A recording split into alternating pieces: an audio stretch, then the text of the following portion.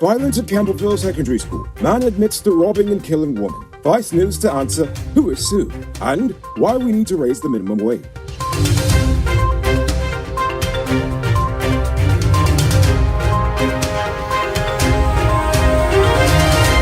I am Noriko Bulford, and this is Uncut News.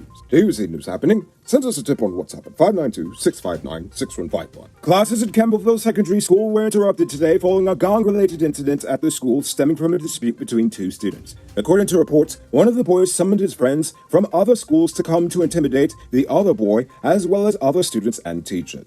The boys were seen entering the compound with sticks, shovels, and other objects. However, they fled when the cops arrived. At least 2 students were hospitalized due to the trauma of the incident, and at least 1 student received minor bruises. It wasn't said how the child received said injuries. Nevertheless, the Education Ministry says they will respond immediately by boosting the security at the school. Unfortunately, that wasn't the only incident today in a Georgetown area public school. One grade 11 student at Lodge Secondary was caught with an airsoft gun this morning. This comes just one day after teachers walked out over fears of threats from students and gang violence. A part of the immediate measures was an inspection of students upon entry. It was confirmed that the police are currently handling the matter with the boy and his parents. On a brighter note, the Office of the First Lady is now funding guidance counseling services for 16 special needs schools and organizations. According to the release last year, the First Lady was approached by the Guyana Council of Persons with Disabilities to provide funding for 2 counselors for young people living with disabilities. So far, the program has been introduced in 9 special education needs schools and organizations in Regions 3 and 4, but it will now be introduced in 7 more SEN schools and organizations beginning this month. Yesterday, the Guyanese government, through the Foreign Affairs Ministry, criticized Venezuela's objection to admissibility of Guyana's case before the ICJ as a move aimed at delaying a ruling. But at the same time, it said that by officially submitting a rejection to the case, they are now actually participating in the legal proceedings. The Foreign Ministry said it welcomed Venezuela's decision to finally participate in said proceedings. Previously, Venezuela had maintained that the ICJ does not have jurisdiction to hear the case, and that the 2 countries should return to mediation. After stating that it was fed up with the United Nations Secretary General's 50-year-long mediation process, Guyana filed its case with the ICJ on March 29, 2018. Nevertheless, Guyana accused Venezuela of using the route of filling the preliminary objections to stall the case because the rules of the court dictate that hearing of the merits of the case are now put on hold in order for them to assess their side of the case. Now it's time to tell you about Best Buy's Car of the Week. Currently on sale is this 2016 Suzuki Jimmy Sierra 4-wheel drive. It comes with regular and low-range 4-wheel drive, Bluetooth, mag rims, new tires, TV, CD, stereo, fog lamps, back camera, and much, much more. Buy cash for $3.4 million. All pay as low as $700,000 down with around $67,000 monthly for 5 years, and it is yours. Call or WhatsApp 662-0844 for more info. Or visit the showrooms at Lot 171 Bureau Street, Queenstown, or Lot 2 Lamar Street. And tell Noriko sent you for this sweet deal. The police have recovered the nude body of 25-year-old cook Miriam Edwards. According to reports, a man has confessed to having robbed her of some gold before killing her and dumping her body overboard at Peruni Landing in Region 7. Residents apprehended the man and beat him after they discovered that the cook's camp was ransacked. The police have since gone to the community to take the man into custody and investigate the matter officially. Last night, 2 GDF ranks were robbed while they were at the Kitty Sea Walls in Georgetown. The 2 officers, 1 male and 1 female, were accosted by 2 knife-wielding bandits who robbed them of their belongings before fleeing on foot. The police are reportedly looking for the 2 suspects now. Several persons, including a TSU officer and a mechanic, are currently in police custody following the discovery of a stolen car at a chop shop on the West Bank. According to police, the car, which was found completely stripped for parts and in a completely different color, was the same vehicle that was stolen from 34-year-old taxi driver Rameshwar Singh during a carjacking on Sunday evening in Providence. Who is Sue? Soon, Vice News will answer the question we've all been wondering about since Jagdev's interview with one of their reporters in February. On Sunday, June the 19th, Showtime will air an episode on Guyana titled Guyana for Sale, and also Moors Rising. That will be airing at 8 p.m. For the best crotch in Guyana, wait, that should read, for all sizes of clutch disc and pressure plates for heavy-duty trucks in Guyana, check out Powered Automotive. Get this and other high-quality truck parts at the lowest prices. Visit them at Lot 1161 EE Eccles, or call them on telephone number 697-0171. Save the contract parts at Powered Automotive, the #1 heavy-duty truck parts store in Guyana. The purchase and sale agreement between First Citizens Bank Limited and the Bank of Nova Scotia, Scotiabank, for the sale of Scotiabank's retail operations in Guyana expired, and the agreement has been terminated in accordance with its terms. This was announced in a notice published by First Citizens Bank Limited, a Trinidad-based institution. Since 2019, Scotiabank has been attempting to exit the Guyana market with very little success. Now for today's oil update.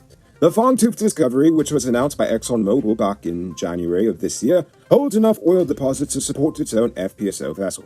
This was disclosed by Hess Corporation, which has a 30% working interest in the Starboard Block. The Fangtooth well was one of the first two discoveries made in the Starboard Block earlier this year. The well encountered approximately 164 feet, or 50 meters, of high-quality oil-bearing sandstone reserves. It might not be robbery season, but the streets are still mean. That's why you need to get security for your home and business through Sheriff Security Service. Sheriff Security offers well-trained guards, armed and unarmed patrol, marine patrol, canine services. These people even got drones. Why? Because your security is their highest priority. You've seen the rest, now hire the best. Hire Sheriff Security Service today. Now for our stupid news of the day. You know what I think is stupid?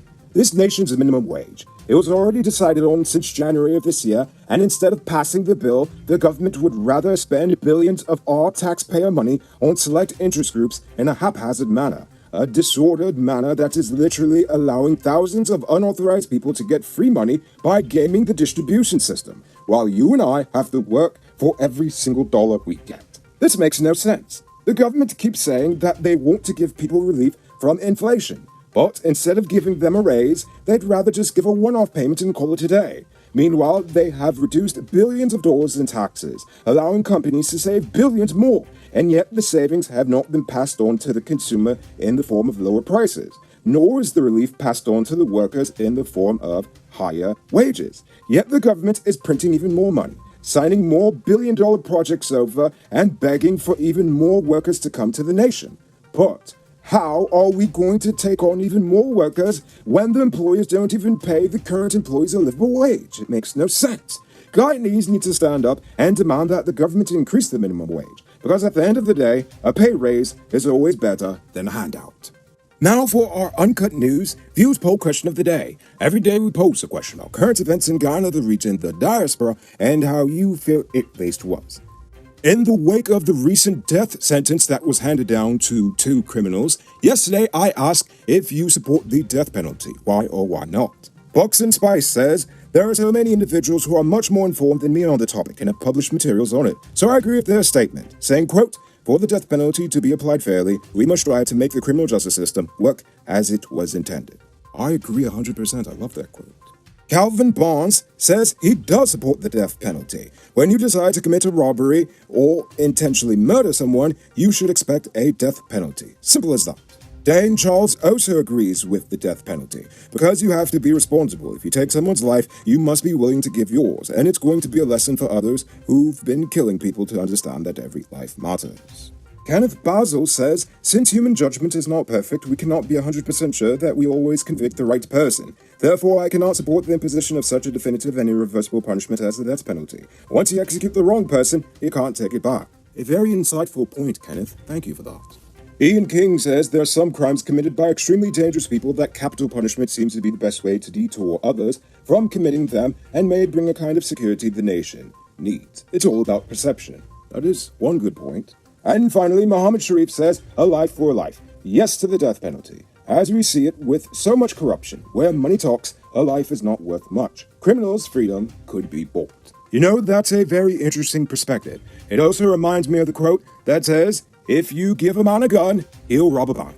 But if you give a man a bank, he'll rob the world. So before we get to tonight's question, you can multiply your cash by selling Digicel Top-Up. This is a legit way you can make much money at your business or to supplement your current hustle. Become a top-up vendor quick and easy by linking with Cellular Plus. Call them on telephone number 685-3109 for more info. Now for tonight's question. If it isn't apparent by now, the kids are not all right. They really need some help. So I want to know, what measures, whether it be from the government, private sector, or even from the people themselves, but what measures should be put into place to try to fix this issue of violence, especially among our nation's children? I want you to think about that question. Tell us in the comments below. If your response is good enough, we just might feature it in our next episode. Anyway, that's all the time we have for tonight, and check us out tomorrow for another Until then, I'm Rico Pulford saying good night, folks.